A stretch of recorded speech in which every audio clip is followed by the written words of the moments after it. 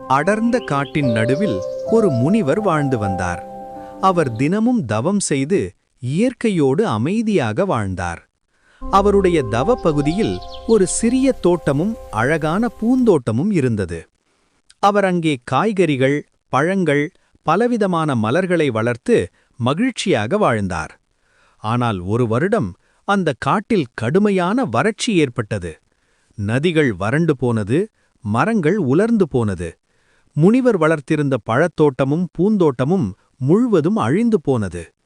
பல நாட்கள் உணவு கிடைக்காமல் பசியால் மிகவும் பலவீனமாகி முனிவர் உணவு தேடி காடெங்கும் அலைய ஆரம்பித்தார்.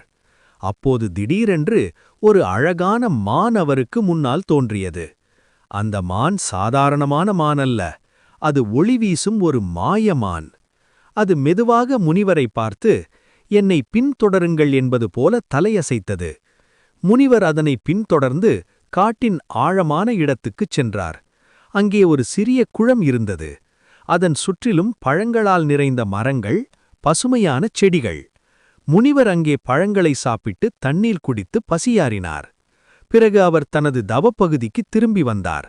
அங்கே வந்ததும் அவர் ஆச்சரியத்தில் நின்றுவிட்டார். ஏனெனில் அழிந்து போன இடத்தில் இப்போது ஒரு புதிய பசுமையான பழத்தோட்டமும் அழகான பூந்தோட்டமும் இருந்தது. மரங்களில் பழங்கள் காய்த்திருந்தது, மலர்களெல்லாம் மலர்ந்திருந்தது. சுற்றிலும் பசுமை. முனிவர் அந்த மாயமானை நன்றி சொல்லத் தேடினார். ஆனால் அந்த மான் எங்கும் இல்லை. அப்போது அவர் உணர்ந்தார், அந்த மாயமான் காட்டின் தெய்வம் அனுப்பிய உதவி என்று. அதன் பிறகு முனிவர் அந்த தோட்டத்தையும் பூந்தோட்டத்தையும் பராமரித்து காட்டிலிருந்த விலங்குகளுடன் பகிர்ந்து கொண்டு மகிழ்ச்சியாக வாழ்ந்தார்.